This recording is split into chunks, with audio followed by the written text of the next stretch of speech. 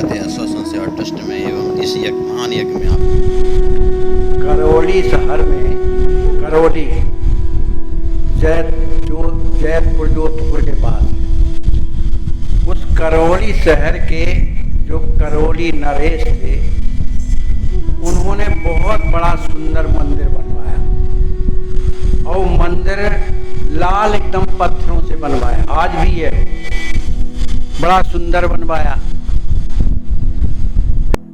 जो है श्री मदन मोहन महाराज की स्थापना करी उन्होंने पथराव, उसमें श्री राधा रानी और मदन मोहन भगवान दोनों विराजित हैं। आज उसी मंदिर के नीचे की सतह में एक मुसलमानों की बस्ती है।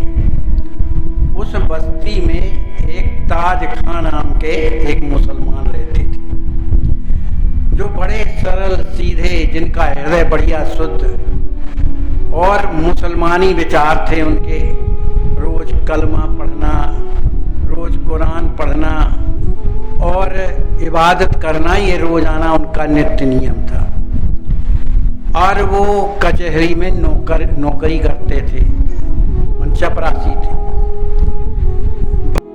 तो हृदय बढ़िया हो, चाहे कोई भी जात का हो, ये भगवान को पसंद है। निर्मल मन जन सो मोहि पावा, जिनके हृदय निर्मल होते हैं भगवान उसी हृदय में निवास करने लगते हैं। तो एक बार ऐसा हुआ कि उसी मदन मोहन मंदिर का कोई कागजात राजा के तरफ से महंत जी को भेजना था। तो उस कागजात को लेकर के ताज खां और आए। पुराने जमानों में मंदिर के अंदर नहीं मिलता था, माने बड़ी मर्यादा थी और वो भी बड़े मर्यादित थे। तो मंदिर की ड्योढ़ी के बाहर जो चहर दीवारी होती है उसमें वो खड़े होकर के आवाज लगाए कि जो ड्योढ़ीवान था वो आया, कहा इस कागज को महंत जी को दे दे। ऐसा कागज दे करके जैसे ही लौटने लगा तो भगवान की ऐसी कृपा कि मदन मोहन जी के मंदिर की एक खिड़की जो है खुली हुई थी। दोपहर का समय था तो भगवान विश्राम में चले जाते हैं, तो एक खिड़की खुली हुई थी। तो उसकी निगाह अंदर जैसे ही गई तो मदन मोहन की उस मूर्ति को देख करके वो अवाक रह गया। राधा रानी की सुंदरता को देख करके और बड़ा प्रसन्न हुआ और मन ही मन सोचने लगा कि देखो हिंदुओं का भगवान कितना सुंदर होता है। देखो ये मदन मोहन की जो पत्नी है ये तो और सुंदर लगती, माने इतनी सुंदर है, माने भगवान जिन पर कृपा करते हैं उसे मूर्तियों में भी सुंदरता दिखाई देती। अब वो सुंदरता उसके हृदय में ताज करके बैठ गई, माने भगवान खुद बसेरा ले लिए। अब वो बार बार जाना तो चाहता था लेकिन लौट लौट करके आता था और ड्योढ़ी में खड़े होकर के मदन मोहन का दर्शन करने लगता था। उसको लगा कि लोग मुझे क्या कहेंगे कि मैं जात का मुसलमान और हिंदुओं के मंदिर में आकर के और हिंदुओं के भगवान से जो है प्रेम करूं, ये मेरा धर्म तो नहीं बनता, लेकिन करूं क्या, ये मेरा मन तो उन्हीं में अलग गया है। ऐसा बार बार दर्शन करता हुआ और वो ऑफिस को चला गया। जब वो ऑफिस को जाता है उसका मन नहीं लग रहा था काम में, क्योंकि हृदय में भगवान विराज गए थे। भगवान जिसको अपनाते हैं, जिनका हृदय बढ़िया है, उसी के हृदय में बैठ जाते हैं। अब उसका मन नहीं लग रहा था, उसके हृदय में जो है मदन मोहन विराजे थे, राधा रानी विराजी हुई थी।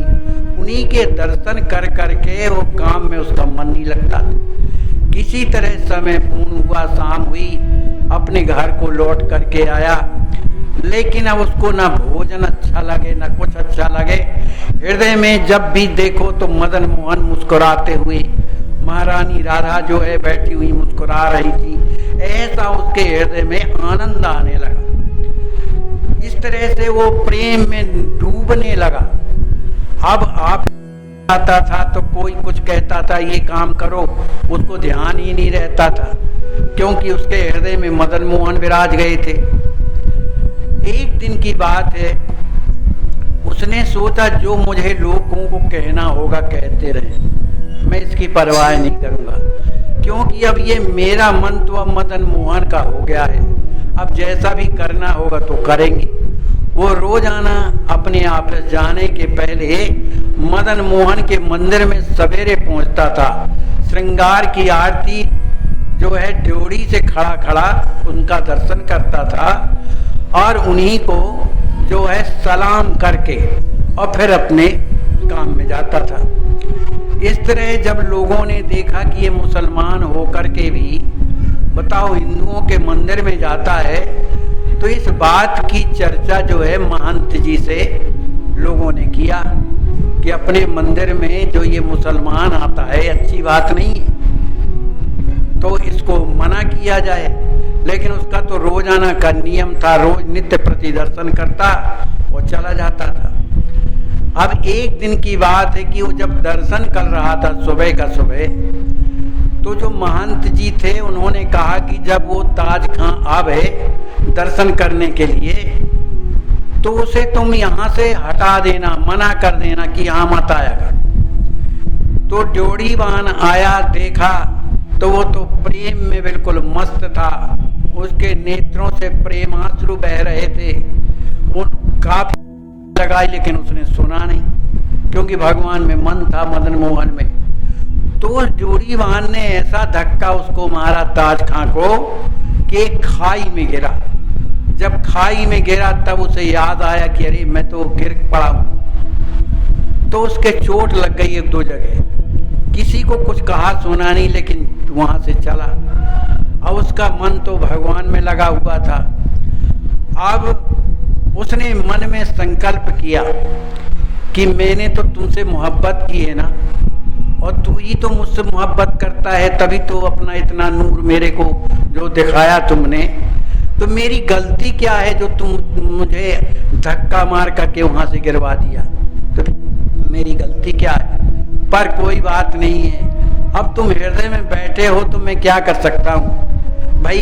तुम मुझे नहीं चाहते हो तो निकल के चले जाओ भाई, मैं थोड़ी कुछ कह रहा हूँ। लेकिन अगर बैठे हो तो बताओ मेरी इस मुसीबत में आपको दुख नहीं लगा कि मेरे कई जगह लग गया?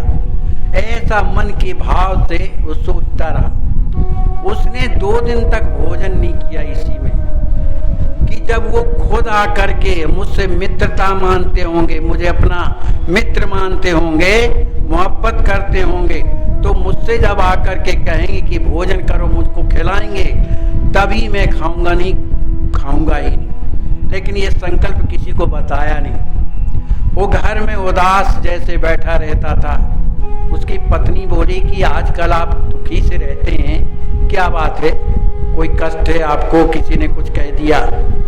उसने कहा तुम इन बातों में मत पड़ो, मुझे न किसी ने कुछ कहा, न मेरी तबीयत खराब है, बस ऐसी दिमाग है मेरा।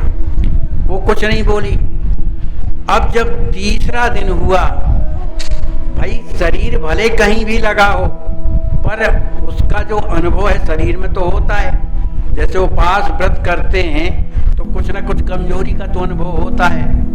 3 दिन जब हो गए तब रात्रि का समय था, 2 बजा हुआ था। उसी समय भगवान भी 3 दिन से भोजन नहीं किए। उस ताज खां के भोजन न करने पर भगवान भी 3 दिन तक भोजन नहीं किए। जो थाल, पुजारी लोग क्या जाने कि भगवान भोग लगाते हैं कि नहीं लगाते। रात में उनकी एक चांदी की थाल में भोजन रख दिया जाता था कि छोटे हैं, भूख लगेगी तो रात में पा लिया करेंगे। तो भगवान मदन मोहन उसी थाली को लेकर के रात्रि में और सीधे जो है ताज खां के घर में पहुंचते और आवाज लगाते हैं। टहलुआ का रूप धारण कर लिया और आवाज लगाया, अंदर से भैया खोलो, दरवाजा खोलो। उनकी वाणी बड़ी सुंदर थी। ने भैया कौन है? रात में कौन आया?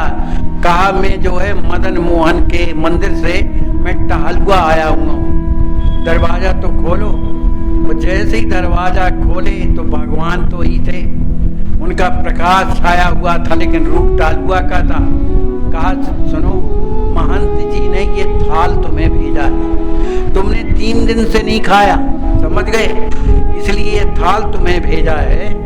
तो इस थाल का जो प्रसाद है तुम बड़े प्रेम से पाओ और कल से जो है मदन मोहन का दर्शन करने अवश्य आना और ये थाल को भी लेते आना, ऐसा जो है महंत जी ने कहा है। तो वो बोला ताज खां कि भैया महंत जी तो धक्का मार करके मुझे गिरवा दिए खाई में, कहीं कोई और षड्यंत्र तो नहीं है भैया, मैं वैसे गरीब आदमी हूँ, मैं कुछ कहा भैया ये बताओ मैं रात में तुम्हारे पास आया हूँ उनका संदेशा लेकर के, क्या मैं झूठ बोलूंगा, आप आओ तो। भगवान का उसने प्रसाद पाया, उसको बड़ी प्रसन्नता हुई, हृदय जो है प्रसन्नता से भर गया, उसको थाल को मां जान करके रख दिया। इधर भगवान मदन मोहन जो है महंत जी को स्वप्न में जाते हैं, स्वप्न में कहते हैं कि देखो वो ताज खां मेरा परम भक्त है और तुमने उसको जो है धक्का दे करके और गिरा दिया था, जिसके कारण उसके अंगों में चोट आ गई, लेकिन उसने कुछ कहा नहीं। देखो 3 दिन से उसने भोजन नहीं किया, तो जो मेरे लिए थाल रखी रही उसको मैं ले जा करके उसको दे आया हूँ, क्योंकि 3 दिन से उसने खाया नहीं था, इसलिए कल आएगा, इसलिए आप लोग उसको कुछ कहिएगा नहीं, मैंने आपका नाम लगा दिया है कि उन्होंने आपको बुलाया है। ऐसा स्वप्न में भगवान ने आदेश दिया। अब बड़ा सवेरा जब हुआ तो जो पुजारी थे वो अलग होते, मंदिर का जैसे ही ताला खोले और अंदर गए तो देखा जो चांदी का थाल बड़ा वाला रखा था वो था नहीं। अब वो बड़ा दुखी हुआ कि ये चोरी मुझे लगेगी, तो महंत जी के पास जाता है। पुजारी बोला कि महाराज मैंने अच्छी तरह से देख लिया, थाल का पता नहीं, और मैंने जब मंदिर बंद किया है तो मैं अच्छे से बंद किया है, कोई चोरी चपारी नहीं हुई है, लेकिन थाल का पता नहीं। तो महंत जी कहने लगे कि जिसने चोरी की है उसने स्वयं कबूल कर लिया है, इसलिए इसमें घबराने की जरूरत नहीं है, कल सुबह जो है थाल अपने आप आ जाएगा।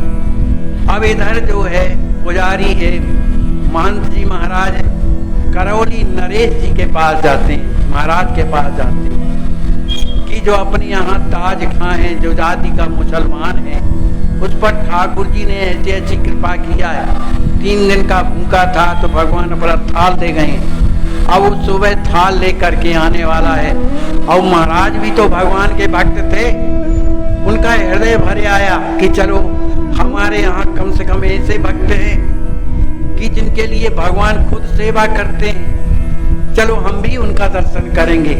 अब इधर महाराज भी जल्दी जल्दी तैयार हो करके, और महंत जी महाराज तैयार हो करके उसी ड्योढ़ी में खड़े हुए थे। ये सोच रहा था जाऊं कि ना जाऊं, वो आया था, वो तो कह रहा था कि तुम्हें बुलाया है, जाऊंगा तो दर्शन ही तो मिलेगा, मेरा लाभ ही तो है, चलो होगा जो कुछ होगा देखा जाएगा। वो थाल को बगल में दाबे हुए और जय